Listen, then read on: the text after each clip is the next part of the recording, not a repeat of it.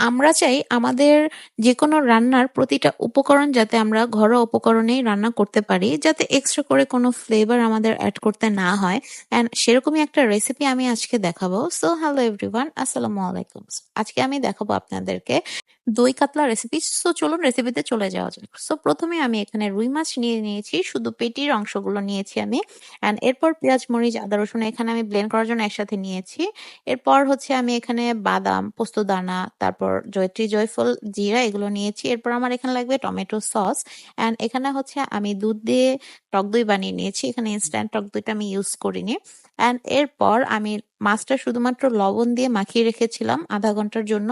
তারপর তেল গরম করে সেখানে আমি ফ্রাই করে নিব। কারণ যেহেতু রান্নাটা সাদা হবে সেখানে আমি কোনো মসলা মানে হলুদ ইউজ করব না, নয়তো কালারটা নষ্ট হয়ে যাবে।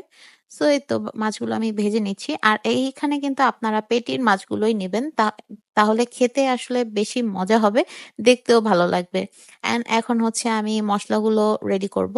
তো এখানে পেঁয়াজ মরিচ আদা রসুন একসাথে করে আমি ব্লেন্ড করব। সো তারপর চলে আসি হচ্ছে ব্লেন্ড করা মসলাটাকে রান্না করার জন্য। তো এখানে হচ্ছে আমার আদা রসুন পেস্ট আমি এখানে সুন্দর করে দিয়ে দিলাম। আর এখানে কাঁচামরিচ ব্লেন্ড করার কারণে কিন্তু কালারটা গ্রিন দেখাচ্ছে।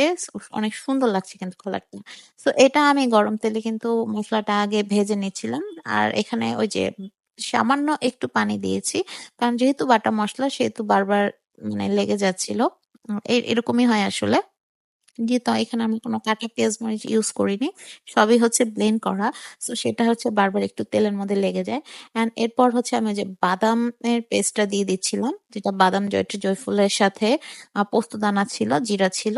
সেগুলোর পেস্টটাও আমি দিয়ে দিলাম। সেটা আমি পেস্ট করেছিলাম কিন্তু দুধ দিয়ে। এক্সট্রা আমি এই রান্নাতে কোনো পানি ইউজ করিনি। মানে পানি যেখানে আমার দরকার হয়েছে সেখানে আমি শুধুমাত্র লিকুইড দুধটা ইউজ করেছি। তো এখানে আমি অল্প পরিমাণে টমেটো সসটাও এড করে দিয়েছি। আর এখানে কিন্তু লবণ চিনিও দেওয়া হয়েছে পরিমাণ মতো। এটা আপনারা আপনাদের স্বাদ অনুযায়ী দিবেন। এটার কোনো মেজার নেই। তো এটাকে আমি আ বা বারবার নাড়াচাড়া করে দিচ্ছিলাম। কারণ যেহেতু দুধের মিশ্রণ আছে বারবার নিচে লেগে যাচ্ছিল। সো এই তো দেখেন মসলাটা কিন্তু ভুনা হচ্ছে আর কালারটাও আস্তে, আস্তে হোয়াইট হয়ে যাচ্ছে। আসলে এরকমই হবে। তো এই পর্যায়ে আমি হচ্ছে মাছগুলো দিয়ে দিব ভেজে রাখা। তো এই তো দেখেন আমি এড করছি মাছগুলো। আমি কিন্তু ঝালের জন্য এখানে একটু গুঁড়া মরিচটাও ব্যবহার করেছি, সেটা আমার ফিল্ম করা এখানে হয়নি। কিন্তু খুব বেশি একটা নাড়াচাড়া করা যাবে না, যেহেতু হচ্ছে মাছগুলো ভেঙে যাওয়ার সম্ভাবনা আছে।